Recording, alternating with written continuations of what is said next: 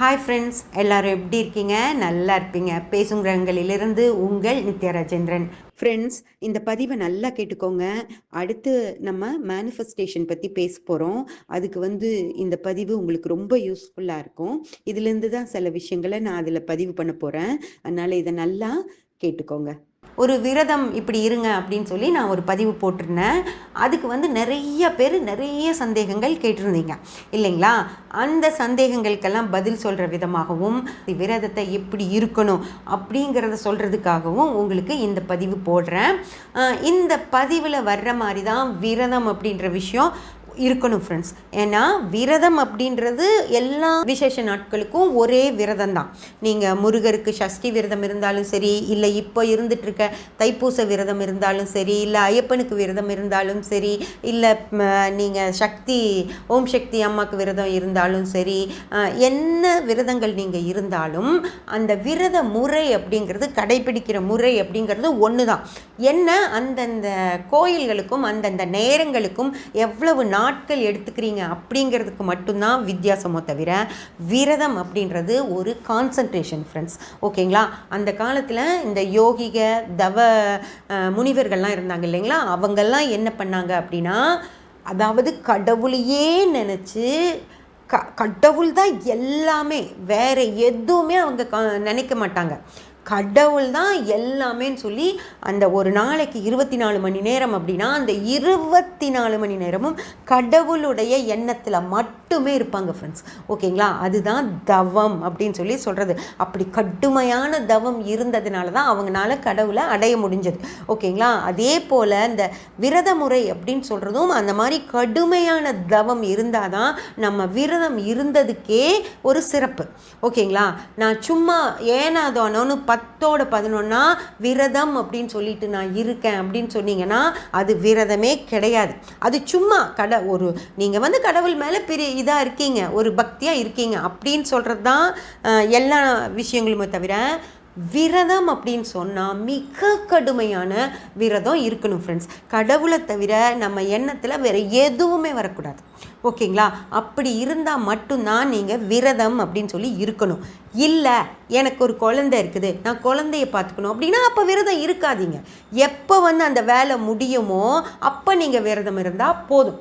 இப்போது உங்களுக்கு வாழ்க்கையில் குழந்தைய வளர்த்துறது 10 வயசு ஆகணும், உங்கள் குழந்தை நீங்கள் சொல்கிறபடி கேட்கணும் அப்படின்னா அந்த 10 வயசு வரைக்கும் விரதமெல்லாம் இருக்காதீங்க. நீங்கள் சும்மா சாமி கும்பிடுங்க போதும், பூஜை மட்டும் பண்ணுங்கள். அது மட்டும் பண்ணாலே சாமி உங்களுக்கு என்ன செய்யணுமோ செய்வார். ஆனால் நான் விரதம் இருக்கிறேன் அப்படின்னா எந்தவித டிஸ்டர்பன்ஸும் இல்லைன்னா மட்டும் விரதம் இருங்க. ஓகேங்களா? அதுக்கப்புறம் அதாவது நான் டெய்லி ரொட்டீன் வேலை செய்கிறேன், அது செஞ்சு தானே ஆகணும் அப்படின்னு கேட்பீங்க. ஆமாம், டெய்லி ரொட்டீன் வேலை நீங்கள் செய்யுங்க. அதாவது நீங்கள் சமைக்கிறீங்களா, தாராளமாக சமைச்சு வைங்க. ஓகேங்களா? சமைச்சு அங்கே வச்சுருங்க. அவங்க போட்டு சாப்பிட்டுட்டு போயிடுவாங்க. அவங்கக்கிட்ட ரெகுலராக பேசுவோம் இல்லையா, வீட்டு விஷயங்கள்லாம் பேசுவோம் இல்லையா, அந்த மாதிரிலாம் பேசக்கூடாது.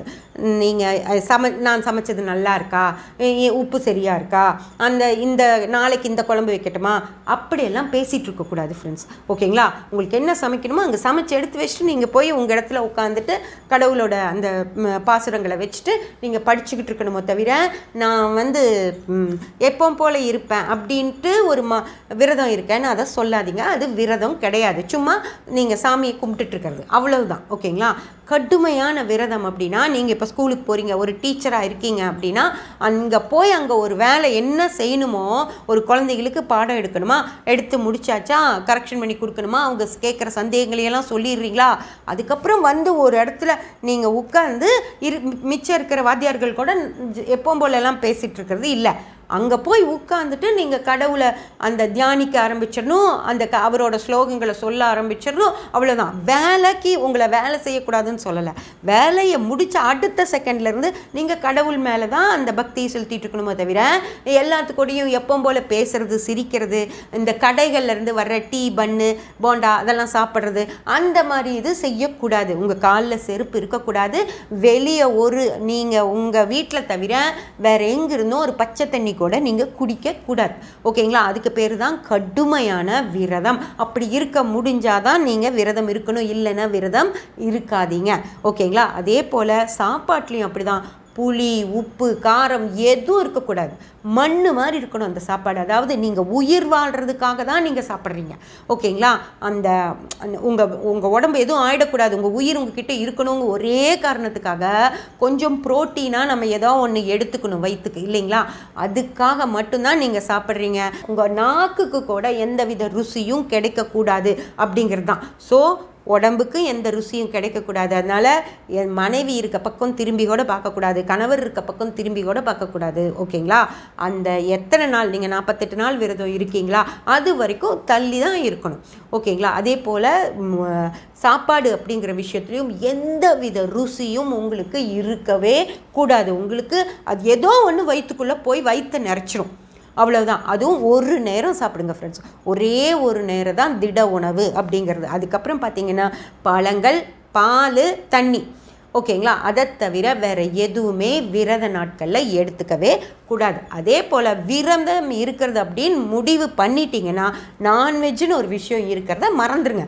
மிச்ச நாட்களில் நீங்கள் சாப்பிடுங்க, எப்போ வேணாலும் சாப்பிடுங்க. சாப்பிட்டுட்டு உங்கள் மனசுக்கு ஓகேயா இருந்ததுன்னா தாராளமாக கோயிலுக்கு கூட போயிட்டு வாங்க, இல்லை வீட்லேயே விளக்கேற்றி சாமி கும்பிடுங்க, அதெல்லாம் வேறு விஷயம். அதை பற்றி நான் பேசவே இல்லை. ஆனால் விரதம் அப்படின்னு சொல்லி முடிவு எடுத்தாச்சு அப்படின்னா நான்வெஜ்னு ஒரு விஷயம் இருக்கிறதே மறந்து போயிடணும், ஓகேங்களா? விரதம் அந்த 48 நாட்கள் விரதம் இருக்கீங்களோ இல்லை 21 நாட்கள் விரதம் இருக்கீங்களோ, எவ்வளோ நாள் வேணாலும் இருங்க, அது வரைக்கும் விரதம் இருக்கிறது அப்படின்னா இந்த கடுமையான விரதம் தான் இருக்கணும் ஃப்ரெண்ட்ஸ், ஓகேங்களா? இல்லைன்னா விரதம் இருக்காதீங்க, ஓகேயா? அந்த மாதிரி தான் விரதம் இருக்கணும். அதே போல் நீங்கள் விரதம் இருக்கிறது கண்டிப்பாக அடுத்தவங்களுக்கு தெரிஞ்சிருக்கணும்.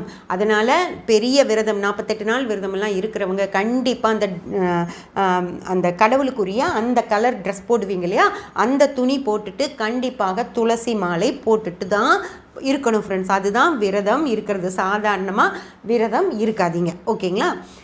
இது விரதம் இருக்கிறதுக்கான முறை, ஓகேங்களா? நீங்கள் கும்பிட்றது எப்படி விரதம் இருக்குன்னு கேட்குறீங்க இல்லையா, அவங்களுக்கு மட்டும்தான் ஃப்ரெண்ட்ஸ் இந்த பதிவு. ஃப்ரெண்ட்ஸ், எல்லா விஷயங்களையும் கேட்டுக்கிட்டீங்க இல்லைங்களா? அடுத்தடுத்து வரப்போகிற பதிவுகளுக்கு இந்த பதிவு ரொம்ப யூஸ்ஃபுல்லாக இருக்கும். அதனால் இந்த விஷயங்கள் எல்லாத்தையும் மனசில் நல்லா ஞாபகம் வச்சுக்கோங்க. சப்ஸ்கிரைப் பண்ணி பெல் பட்டன் ப்ரெஸ் பண்ணி வச்சுக்கோங்க. அப்போ தான் நான் போடுற எல்லா பதிவுகளும் உங்களுக்கு கிடைக்கும். லைக் பண்ணி, ஷேர் பண்ணி, கமெண்ட் பண்ணிங்கன்னா எனக்கு சப்போர்ட்டிவாக இருக்கும். Thank you friends.